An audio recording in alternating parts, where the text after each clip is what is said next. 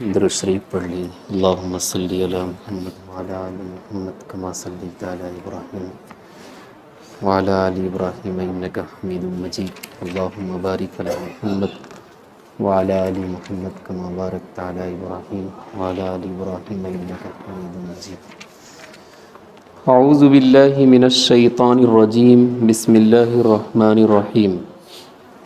شہر رمضان الذی انزل فیہ القرآن ھدی للناس وبینات من الھدی والفرقان فمن شہد منکم الشہر فلیصم ومن کان مریضا او علی سفر فعدۃ من ایام اخر یرید اللہ بکم اليسر ولا یرید بکم العسر ولتکملوا العدۃ ولتکبروا اللہ علی ما ھداکم ولعلکم تشکرون۔ روزے کی بات چل رہی تھی۔ اللہ تبارک و تعالی نے ہر سال پورے ایک مہینے کا روزہ فرض قرار دیا ہے۔ وہ کون سا مہینہ ہے؟ قرآن کریم نے خود اس کی تفسیر بھی کی ہے۔ شہر رمضان الذی انزل فیہ القرآن، وہ رمضان کا مہینہ ہے جس میں قرآن کو نازل کیا گیا۔ یہ وہی مہینہ ہے جس دن چاند نظر آئے گا اس دن سے آپ کا روزہ شروع ہو جاوے گا، اور اگر آپ چاند نہ دیکھ پائیں تو کسی معتبر ذرائع سے خبر آپ کو مل جائے تو پھر رمضان شروع ہو جاوے گا، اور اگر خبر بھی نہ مل سکے تو پھر رمضان سے پہلے والا جو مہینہ مکمل 30 دن آپ شمار کر لیں تو پھر اس کے بعد سے رمضان کا مہینہ شروع ہو جائے گا۔ یہی 3 ذرائع ہیں رمضان کی آمد کے۔ اللہ تبارک و تعالی نے رمضان کے مہینے میں جو فضیلت رکھی ہے وہ فضیلت صرف اور صرف ایک وجہ سے ہے کہ اسی مہینے کے اندر اللہ تبارک و تعالی نے قرآن کریم کو نازل کیا۔ دنیا کے اندر جتنی قوم آباد ہے اور جتنے لوگ آباد ہیں، اگر وہ قوم ترقی کر رہی ہے، اگر کوئی شخص ترقی کر رہا ہے، آپ اس کی تحقیق کر کے دیکھیں گے تو یا تو اس کا تعلق قرآن کریم سے ہوگا یا پھر ایسے لوگوں سے اس کا تعلق ہوگا جن کا تعلق قرآن کریم سے ہے۔ یہ واحد کتاب ہے جس کا قرآن کریم سے تعلق ہو گیا وہ ترقی کرتا ہی چلا جائے گا۔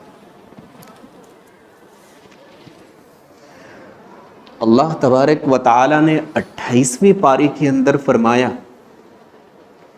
اس قرآن کی اہمیت کو سمجھو۔ لو انزلنا ھذا القرآن علی جبل لرأیتہ خاشعا متصدعا من خشیۃ اللہ۔ اللہ نے فرمایا کہ اگر اس قرآن کو ہم پہاڑ پر نازل کر دیتے تو پہاڑ جھک جاتا، متصدعا اور پھٹ جاتا۔ سب سے طاقتور چیز، سب سے مضبوط چیز وہی پہاڑ ہے۔ اللہ نے فرمایا کہ پہاڑ پر اگر نازل کیا جاتا یہ تو بس اس کے بوجھ کو اور ایسے ہی اس کی بھار کو وہ پہاڑ برداشت نہیں کر پاتا بلکہ پھٹ جاتا۔ وہ آپ نے دیکھا ہوگا کبھی کبھی گھروں میں گیس سلنڈر پھٹ جاتا ہے، تو گیس سلنڈر کا پھٹنا یہ کسی باہر سے نہیں ہوتا بلکہ اس کے اندر کی جو گیس ہے اس کی گرمی اتنی سخت ہوتی ہے کہ کبھی کبھی وہ بالکل ہی سلنڈر کو گرمی پھاڑ دیتی ہے، بالکل یہی شکل ہوتی۔ قرآن کی گرماہٹ کو یہ پہاڑ برداشت نہیں کر پاتا، جس کی وجہ سے وہ بالکل روئی کی طرح ایک دم ریزہ ریزہ نظر آتا۔ اب اس قرآن کو اللہ تبارک و تعالیٰ نے کیا کیا؟ نبی اکرم صلی اللہ علیہ وسلم کے سینے پر اتارا۔ آپ صلی اللہ علیہ وسلم کا سینہ نہیں پھٹا۔ فقہاء نے لکھا ہے کہ آپ صلی اللہ علیہ وسلم کا سینہ کہیں پہاڑ سے زیادہ مضبوط اللہ تبارک و تعالی نے بنایا تھا۔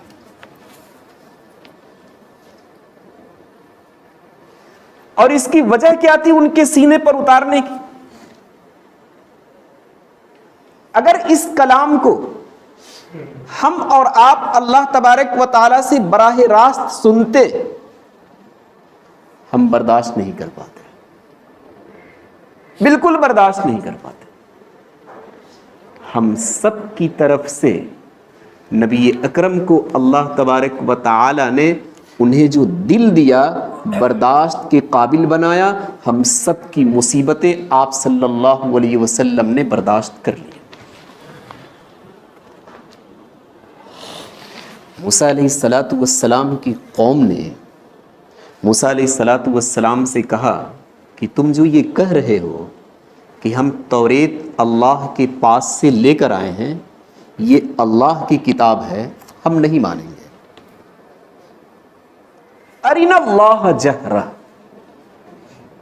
بالکل سامنے، آنکھوں کے سامنے اللہ کو دکھاؤ، تب ہم مانیں گے کہ تم اس کتاب کو اللہ کے پاس سے لے کر آئے ہو۔ موسیٰ علیہ السلام اپنی قوم کے 70 لوگوں کو کوہ طور پر لے گئے۔ اللہ تبارک و تعالیٰ سے درخواست کی موسیٰ علیہ السلام نے کہ یہ قوم آپ کو دیکھنا چاہتی ہے، آپ کی آواز کو سننا چاہتی ہے۔ اللہ تبارک و تعالیٰ نے فرمایا کہ لن ترانی، نہیں دیکھ سکتی۔ کہا کہ یہی ان کا منشا ہی ہے۔ تب اللہ تبارک و تعالیٰ نے فرمایا یہ پہاڑ دیکھ رہے ہو، میری تجلی اس پر پڑے گی، اگر یہ پہاڑ برقرار رہ گیا اپنی جگہ پر میری تجلی کے باوجود، تب تو تم بھی دیکھ لو گے اور تمہاری قوم بھی دیکھ لے گی، اور اگر میری تجلی جب پڑے گی اور یہ پہاڑ برقرار نہیں رہا تو پھر تم میں سے کوئی دیکھ نہیں پائے گا۔ اللہ نے اپنی تجلی فرمائی اس پہاڑ پر، خر موسیٰ صعیقا، موسیٰ علیہ السلام بے ہوش ہو کر دھڑام سے گر گئے۔ فَأَخَذَتْكُمُ الصَّاعِقَةُ، بجلی نے فوری طور پر وہ 70 لوگ جو گئے تھے ان کو لپک لیا اور وہ اسی وقت ہلاک ہو گئے۔ اس واقعے سے صاف پتہ چلتا ہے کہ ہم اور آپ اللہ تبارک و تعالیٰ کا کلام براہ راست نہیں سن پاتے۔ اللہ تبارک و تعالیٰ نے اپنے کلام کو اتارا نبی کے سینے پر، ساری تکلیفیں نبی کے سینے نے برداشت کیا، اور پھر ان کے واسطے سے اللہ تبارک و تعالیٰ کا کلام ہم تک پہنچا۔ ہمارے اندر وہ طاقت نہیں تھی کہ ہم اللہ کے کلام کو براہ راست سن سکیں یا اللہ کو ہم دیکھ سکیں۔ اب جب نبی کے سینے پر یہ قرآن آیا تو نبی کے واسطے سے ہم تک پہنچا۔ اب یہ ہمارے لیے بہت ساری چیزوں کا ذریعہ بن گیا۔ اللہ تبارک و تعالیٰ نے فرمایا ہدی للناس، یہ لوگوں کے لیے ہدایت کا ذریعہ بن گیا۔ وبینات من الہدی والفرقان، اور ہدایت کی یہ واضح دلیل بن گئی۔ والفرقان، حق اور باطل کے درمیان فرق کرنے والی یہ دلیل بن گئی، یعنی یہ سمجھانے لگی یہ کتاب کہ کون سا حق راستہ ہے اور کون سا غلط راستہ ہے۔ فیہ شفاء، اور ایسی اللہ تبارک و تعالی نے فرمایا کہ یہی قرآن نبی کے سینے سے اتر کر جب ہم تک پہنچا تو یہ شفا بھی بن گیا۔ آپ نے دیکھا ہوگا کہ قرآن کی آیتوں کو پڑھ کر لوگ دم کر دیتے ہیں، تو اللہ تبارک و تعالی اسی قرآن کی آیتوں کے ذریعے سے اس کو شفا دے دیتا ہے۔ ایک واقعہ لکھا ہوا ہے علامہ سعد الدین تفتازانی کا، جنہوں نے شرح عقائد ایک کتاب ہے جو علماء کو پڑھائی جاتی ہے، وہ کتاب لکھی ہے۔ بہت اچھی اچھی کتابیں لکھی ہیں جو ہمارے اور آپ کے بس کی بات نہیں ہے۔ ان کے زمانے کا بادشاہ، اسے کچھ بیماری لگی تھا، بادشاہ طرح طرح کے ڈاکٹروں سے علاج کیا، لیکن اس کی بیماری وہ ٹھیک نہیں ہوئی۔ اس بادشاہ کے وزیروں نے کہا کہ ایسا کرو، کسی اللہ والے کو بلاؤ اور قرآن کی آیتوں کو پڑھوا کر دم کراؤ۔ اللہ تبارک و تعالیٰ نے اپنے کلام کے اندر وہ تاثیر رکھی ہے کہ ان آیتوں کے ذریعے سے مجھے ایسا لگ رہا ہے کہ آپ ٹھیک ہو جائیں گے۔ اس وقت کے بڑے عالم یہی تھے، سعد الدین تفتازانی۔ شاہی سواری بادشاہ نے ان کے دروازے پر بھیجا۔ سعد الدین تفتازانی گھر سے نکل کر سواری پر سوار ہو کر بادشاہ کے دربار میں پہنچے۔ چاروں طرف وزراء لوگ بھی بیٹھے ہوئے ہیں، بادشاہ بیماری کے اندر بالکل آہو بکا اور تڑپ رہا ہے۔ وزیروں نے کہا کہ آپ قرآن کی آیتوں کو پڑھ کر دم کر دیجئے، اللہ کی ذات سے قوی امید ہے کہ قرآن کی برکت کی وجہ سے یہ ٹھیک ہو جائیں گے۔ جتنے ڈاکٹر علاج کرتے کرتے تھک گئے تھے، ان لوگوں کی بھی وہاں حاضری ہوئی۔ لوگوں نے کہا کہ ہم اس عالم سے پوچھیں گے کہ تو نے تو کوئی دوا نہیں لگائی، تو نے کوئی پٹی مرہم نہیں کیا، تو نے کوئی آپریشن نہیں کیا، تو پھر ایسی پھونک کے ذریعے سے بیمار شخص ٹھیک کیسے ہو جائے گا؟ چند آیتیں علامہ سعد الدین تفتازانی نے قرآن کریم کی پڑھی اور بادشاہ کے چہرے پر پھونک لگائی اور فرمایا کہ میں چل رہا ہوں، 4 دنوں کے بعد انشاءاللہ آپ کی صحت واپس آ جائے گی۔ جانے لگے، ڈاکٹروں کی ٹیم نے انہیں گھیر لیا، کہا کہ آپ تو یہ بتائیے یہ کیسے ٹھیک ہو جائیں گے؟ آپ نے کوئی مرہم دیا، آپ نے کوئی پٹی دی، آپ نے کوئی آپریشن کیا، آپ نے کوئی دوا دی، پھر ٹھیک ہونے کا کیا مطلب ہوتا ہے؟ سعد الدین تفتازانی نے کہا ہٹو یہاں سے، بکواس بند کرو اپنا۔ ڈاکٹروں نے کہا کہ یہ تو عجیب سا معاملہ ہو گیا، ہم لوگ پوچھ رہے ہیں اور یہ ڈانٹ رہے ہیں۔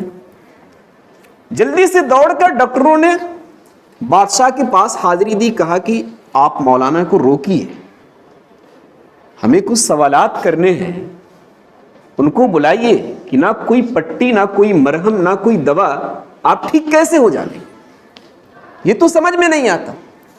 بادشاہ نے دوبارہ بلوایا، کہا کہ حضرت یہ ہمارے ڈاکٹر ہیں، علاج کر رہے تھے لیکن ان کا علاج کامیاب نہیں ہوا، اور آپ نے جیسا کہا کہ 4 دن کے اندر آپ صحت مند ہو جائیں گے، تو ان کے کچھ سوالات ہیں، آپ ان سوالوں کا جواب بھی دیتے جائیے، یہ آپ کا کرم ہوگا۔ سوالات کیا؟ یہی، نہ پٹی، نہ مرہم، نہ کوئی دوا، ہم ٹھیک کیسے ہو جائیں؟ سعد الدین تفتازانی نے فرمایا کہ ہم نے تو جواب دے دیا، ان لوگوں نے سمجھا کہاں؟ ڈاکٹروں نے کہا کہ آپ نے تو ڈانٹا، آپ نے تو کہا بکواس بند کرو، یہاں سے ہٹ جاؤ، جواب کہاں دیا آپ نے؟ کہا کہ میرے ڈانٹنے کی وجہ سے، میرے بولنے کی وجہ سے آپ لوگوں کو چوٹ پہنچی؟ ہاں بہت تکلیف ہوئی۔ کہا میں نے تو آپ کو مارا نہیں، میں نے تو آپ کو ڈنڈا سے خبر نہیں لیا، میں نے تو آپ کو چھری سے کاٹا نہیں, میں نے تو آپ کو تلوار سے زخم پہنچایا نہیں, تو آپ کو چوٹ اور درد کیسے پہنچ گئی؟ پتہ یہ چلا کہ یہ میری زبان کے جو کلمات نکلے ہیں اس میں یہ اثر ہے کہ آپ کو چوٹ پہنچ گئی. جب میری زبان کے کلمات کا یہ اثر ہے کہ آپ تک وہ اثر پہنچا, تو پھر اللہ کے کلمات کا کیا اثر ہوگا؟ آپ اس کا اندازہ نہیں لگا پا رہے ہیں. اس کا بھی اثر پہنچے گا اور انشاءاللہ یہ بادشاہ ٹھیک ہو جائیں گے. اللہ نے فرمایا کہ یہ ہے قرآن.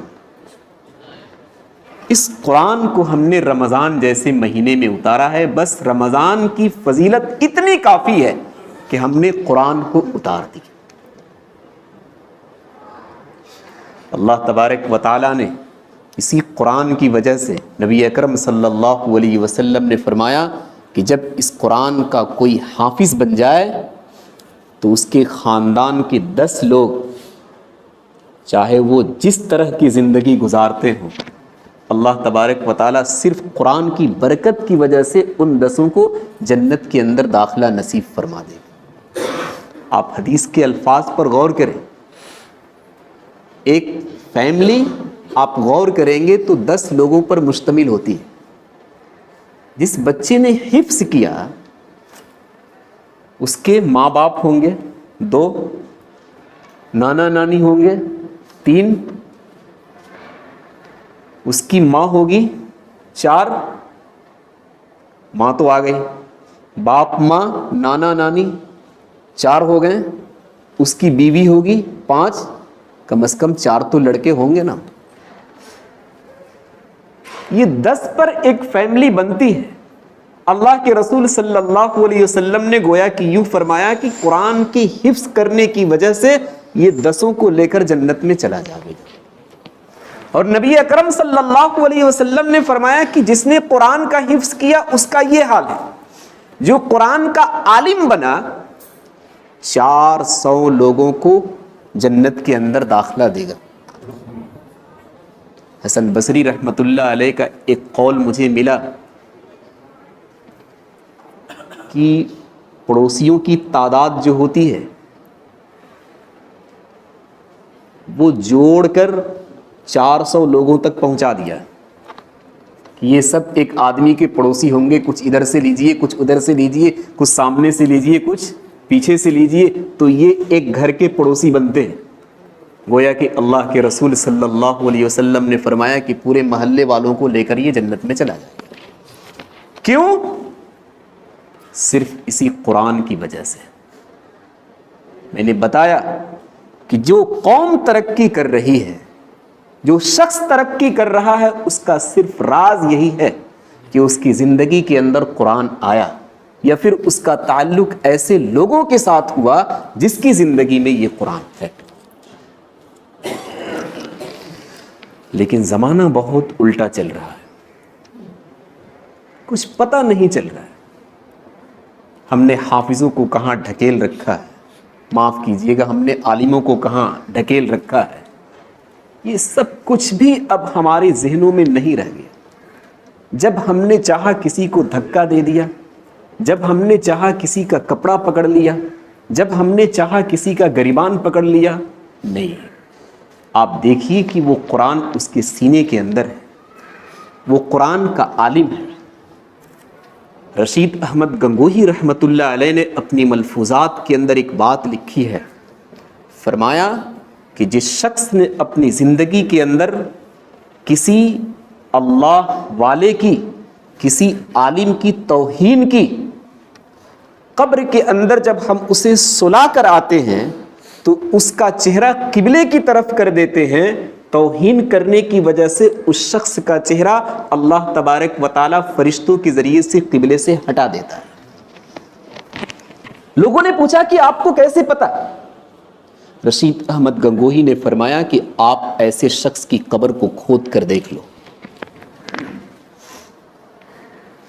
رشید احمد گنگوہی کے بارے میں ہمارے استاذ محترم نے بتایا تھا کہ جب ان کے علاقے کے کچھ لوگ مکۃ المکرمہ حج کرنے کے لیے گئے تو وہاں کے لوگوں نے سوچا کہ ہم یہاں آئے ہوئے ہیں، بہت اچھی جگہ ہے، یہاں کا جو امام ہے اس سے جا کر ہم ملیں اور اس کے ہاتھ پر بیعت ہو جائے۔ لوگوں نے جا کر وہاں کے امام سے ملاقات کی۔ امام صاحب نے پوچھا، مکے کے امام تھے، کہ آپ لوگ کہاں سے آئے ہوئے ہیں؟ فرمایا کہ ہم ہندوستان کا ایک شہر ہے گنگوہ، وہاں سے آئے ہوئے ہیں۔ امام حرم نے فرمایا کہ رشید احمد گنگوہی کو جانتے ہیں؟ کہاں؟ کہا کہ آپ لوگ مجھ سے بیعت نہ ہو کر جا کر ان سے بیعت ہو جائیے۔ لوگوں نے کہا کہ رشید احمد گنگوہی تو ہم نے دیکھا چوراہے پر سموسے کھاتے ہوئے، آپ اس کا پتہ دے رہے ہیں؟ امام کعبہ نے بتایا کہ آپ لوگوں نے صرف انہیں دیکھا سموسے کھاتے ہوئے، جب آپ لوگوں نے بتایا کہ ہم گنگوہ سے آئے ہوئے ہیں، ہندوستان سے آئے ہوئے ہیں، ہم اس کا نام دیکھ رہے ہیں خانہ کعبہ کے پردے پر۔ اتنا بڑا عالم ہے وہ۔ انہوں نے اپنی ملفوظات کے اندر لکھا ہے کہ جس شخص نے کسی عالم کی توہین کی، اسی قرآن کی فضیلت کی وجہ سے اس کا چہرہ قبلے سے ہٹا دیا جاتا ہے۔ اگر کوئی یقین نہ کرے تو ایسے شخص کی قبر کو اکھاڑ کر دیکھ لے۔ ہدی للناس۔ اللہ تبارک و تعالیٰ نے اسی قرآن کو ہدایت کا بھی ذریعہ بنایا۔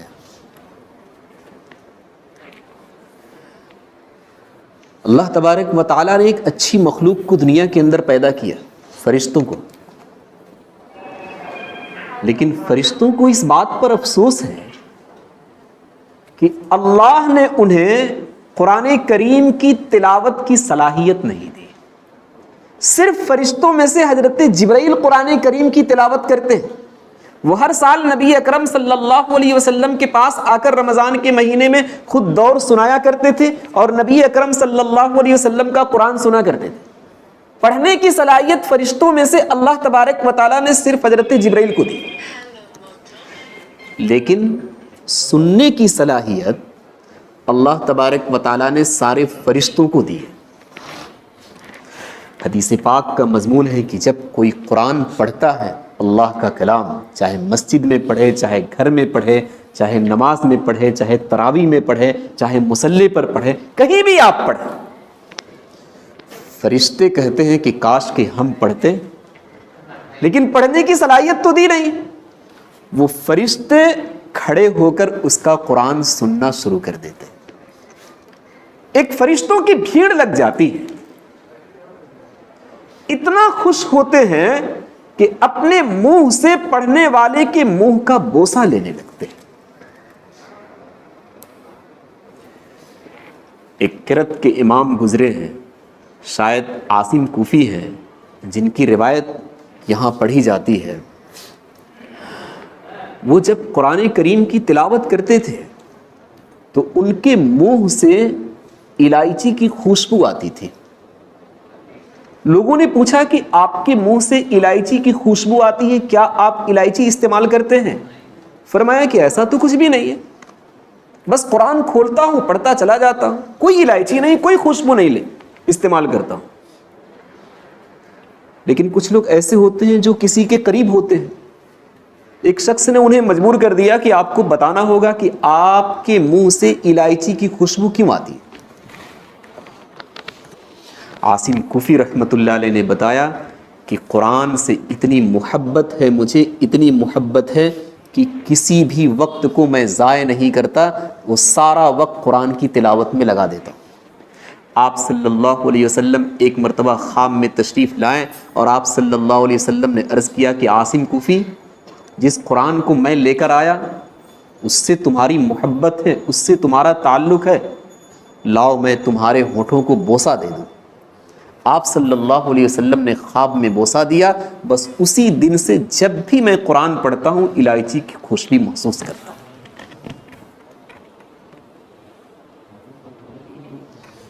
امریکہ کے اندر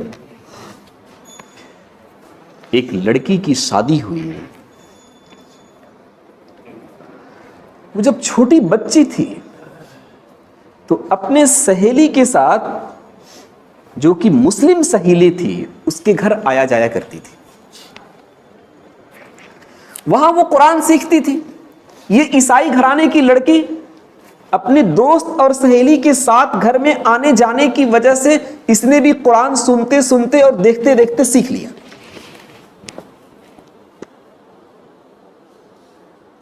رہتے رہتے وہ ایمان والی بھی بن گئی، گھر والوں کو کوئی خبر نہیں۔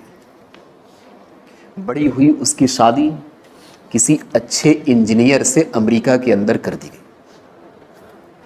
اس لڑکی نے سوچا کہ میرے پاس تو قرآن کی تعلیم ہے، میں ایمان والی ہوں، اس ایمان کی حفاظت ہوگی کیسے؟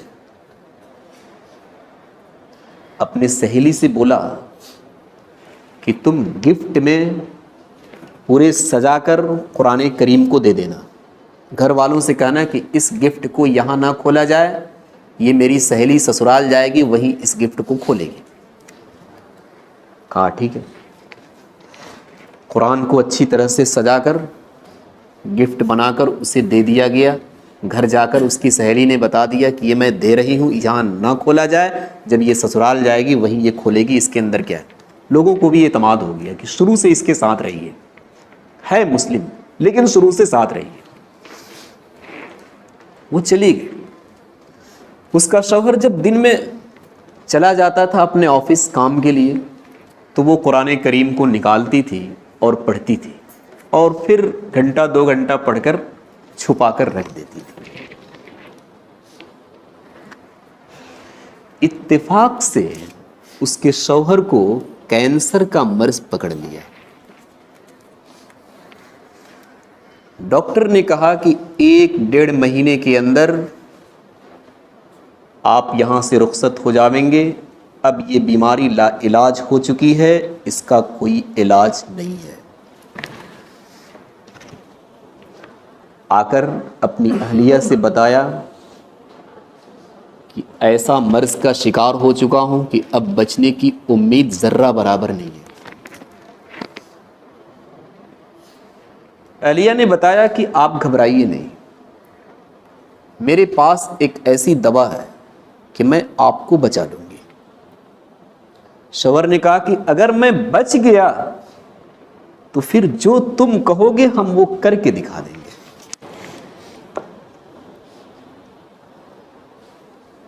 اس لڑکی نے کہا کہ میرے پاس ایک کتاب ہے، میں اسے نکالوں گی، کچھ سطریں کچھ لائنیں پڑھ کر آپ کو سناؤں گی، آپ تھوڑی برداشت کر لیجئے گا۔ آپ عیسائی گھرانے سے تعلق رکھتے ہیں، ہم بھی عیسائی گھرانے سے تعلق رکھتے ہیں، لیکن کسی کو معلوم نہیں ہے، ہم ایمان والی ہو چکی ہیں۔ آپ بھی عیسائی گھرانے سے تعلق رکھتے ہیں، لیکن آپ اسے برداشت کر لیجئے۔ اس نے سوچا کہ اب تو 1.5 مہینے کی 2 مہینے کی زندگی ہے، جو چاہو کرو بھائی، ہم تو جانے والے ہیں۔ ہر روز آدھے گھنٹے کی تلاوت کر کے جہاں اس کا آدھے گھنٹہ پورا ہوتا تھا وہ آیتیں پڑھ کر اس زخم پر پھونک لگاتی تھی۔ 40 دن کا معاملہ اس کے ساتھ یہی رہا۔ 1.5 مہینے تو آرام سے گزر گئے، 40 دن کے اندر۔ پھر ڈاکٹر کے پاس رپورٹ کے لیے گیا وہ شخص، ڈاکٹر نے دوبارہ رپورٹ لیا، ڈاکٹر نے فرمایا کہ آپ کا کینسر ہوا ہی کہاں تھا، آپ تو بالکل ٹھیک ہیں۔ اسے سمجھ میں آ گیا ہدی للناس، یہ قرآن کریم صرف کتاب ہی نہیں ہے بلکہ ہدایت کا ذریعہ ہے۔ جب اس کی جان محفوظ ہو گئی تو اس نے کہا کہ جس طریقے پر تو اس قرآن پر ایمان رکھتی ہے، ہم بھی آج کے دن سے اس قرآن پر ایمان رکھیں گے۔ لیکن گھرانہ تو پورا عیسائی کا تھا۔ اس شخص نے اللہ تبارک و تعالیٰ سے دعائیں کی کہ اللہ تبارک و تعالیٰ مجھے کسی ایسی جگہ پر منتقل کر دے تاکہ ہم دونوں کا ایمان بھی صحیح سالم رہے اور بچے کا بھی ایمان جو پیدا ہو ان کی بھی صحیح سالم رہے۔ سعودی عرب کے اندر اس نے انٹرویو دیا، وہاں جاب ہو گیا مکے کے اندر، مکہ شہر کے اندر جاب ہو گیا۔ یہ دونوں وہاں منتقل ہو گئے، اپنی فیملی کے ساتھ وہاں رہنے لگے۔ اللہ تبارک و تعالیٰ نے فرمایا کہ یہی ہے قرآن جو لوگوں کے لیے ہدایت کا ذریعہ ہے۔ عطاء اللہ شاہ بخاری رحمۃ اللہ علیہ جب علی گڑھ یونیورسٹی کے اندر گئے تو وہاں کے طلباء نے احتجاج کر دیا کہ آپ کی تقریر نہیں ہو سکتی ہے. ان کی زبان کے اندر ایک عجیب و غریب سلاست تھی. لکھا ہے کتابوں کے اندر کہ اگر وہ کسی مجلس کے اندر زکوٰۃ پر تقریر کرتے تھے تو مجلس کا انتظامیہ یہ کہتی تھی کہ جس کے پاس گھڑی ہے، سونا چاندی کی انگوٹھی ہے، پیسے وغیرہ ہے، سب جمع کر دیں تاکہ جانے کے وقت آپ کا کرایہ بچ سکے، ورنہ اتنی زبردست تقریر ہوئے گی کہ آپ سب جوش میں آ کر چندے میں دے دیں گے تو آپ جا بھی نہیں سکیں گے. اتنی زبان کے اندر سلاست تھی عطاء اللہ شاہ بخاری کے. علی گڑھ یونیورسٹی جب پہنچے تو نامعلوم کس وجہ سے طلباء ناراض تھے. طلباء نے کہا کہ آپ کی تقریر نہیں ہو سکتی. جب اسٹیج پر گئے تو شاہ عطاء اللہ بخاری رحمۃ اللہ علیہ نے فرمایا کہ ہم تقریر کرنے نہیں آئے، قرآن کریم کا صرف ایک رکوع آپ کو سنائیں گے، اس کے لیے تو آپ تیار ہیں؟ کچھ لڑکوں نے کہا کہ نہیں، یہ بھی نہیں ہوگا. کچھ لڑکوں نے کہا ارے بھائی قرآن ہے، تقریر تھوڑی کرنے کے لیے آئے ہیں، قرآن ہے سن لو. جن لوگوں نے کہا کہ قرآن ہم سنیں گے وہ غالب آ گئے. شاہ عطاء اللہ بخاری رحمۃ اللہ علیہ نے قرآن کریم کا ایک رکوع سنایا. ایک رکوع جب سنا کر فارغ ہوئے تو لڑکوں نے کہا کہ اسے دوبارہ پڑھیے. شاہ عطاء اللہ بخاری رحمۃ اللہ علیہ نے فرمایا کہ دوبارہ پڑھنے کی کیا ضرورت ہے، اس کے آگے پڑھ دے رہا ہوں ایک دوسرا رکوع. 2 رکوع پڑھ دیے. لڑکوں نے کہا کہ لگ تو اچھا رہا ہے جو آپ پڑھ رہے ہیں، لیکن ذرا یہ تو بتا دیجئے کہ اس کے اندر اللہ تبارک و تعالیٰ نے کیا بیان کیا ہے کہ اچھا لگ رہا ہے. شاہ عطاء اللہ بخاری رحمۃ اللہ علیہ کے بارے میں لکھا ہے کہ 1-2 آیتوں کو اٹھایا اور 3 گھنٹے تک تقریر کی. یہ قرآن کی صرف فضیلت کی بات ہے. اللہ تبارک و تعالیٰ نے فرمایا کہ بس وہ رمضان کا مہینہ اپنے اندر کوئی فضیلت نہیں رکھتا کہ تمہیں کہا جائے کہ 17-18 گھنٹے روزے رکھو. بس رمضان کی فضیلت اسی وجہ سے ہے کہ انزل فیہ القرآن، اس مہینے کے اندر ہم نے کیا کیا ہے؟ قرآن کو نازل کر دیا ہے. سبحان اللہ.